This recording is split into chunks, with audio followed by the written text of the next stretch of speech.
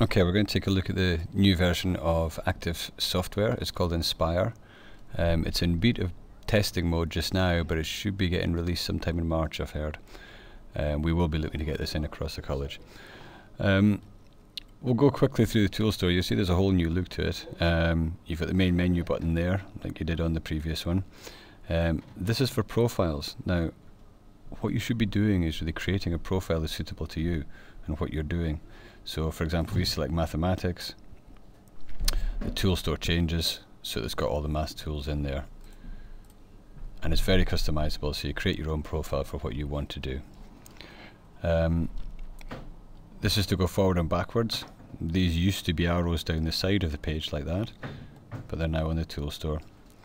These two buttons are to do with voting. There's a new thing out called Active Expression, which instead of just using A, B, C, D for voting, you can actually type in text and send text to the board. These are your pen tools, that sort of thing, you know, your width, colours, and you've got your width slider here as previously. Marquee select, similar. You got power tools. It doesn't come up in an extra toolbar anymore, but you get it at the side like this. Your pen tool, highlighter tool, eraser tool, and fill tool.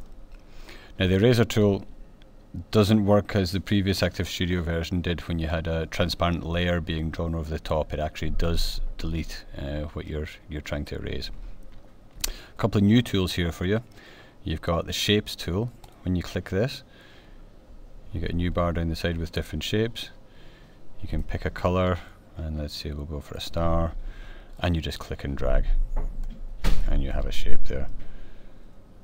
And the same as so.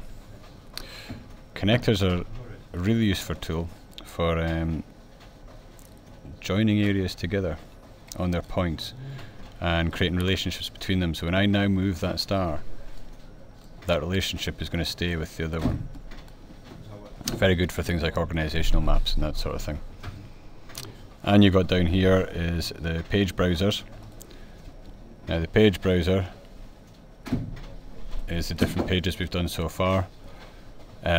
You've also got the resource browser for putting different things in from the resource library. This is how you access the resource library now. I just drag in like so. You've got object browser. Now you'll see with this it shows all objects on the page, but it also tells you what layer they're on. So we've got the connector, just that bit there on the bottom layer, and the other three objects are in the middle there.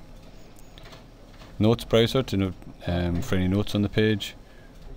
Property browser, so if you for example select the bear, go to property, we can do things such as change the layer here. We can make it invisible really easily. We can give it exact coordinates.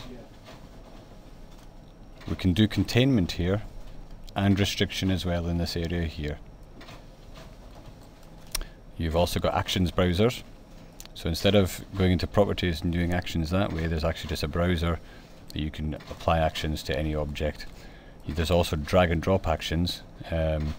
So if you wanted to say when you click the bear's head, the protractor appears, we just select that and drag it onto the bear, and the action is now applied. So when I click here, the protractor appears, like so. And you've also got a voting browser to help you with your voting and setting that up.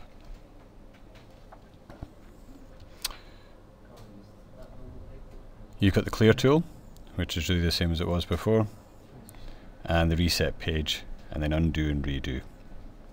And that's your main tool store that you start with on Activstudio Inspire Edition.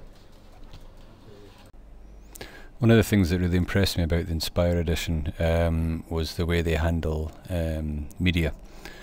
So let's say if we want to insert a flash video, we just go to insert media, pick our flash video, and that's it in. Now we can just move it around the page like any other object. And the thing I really like is when you click this camera tool, it'll take a screenshot and just drop it into your page as any other graphic object.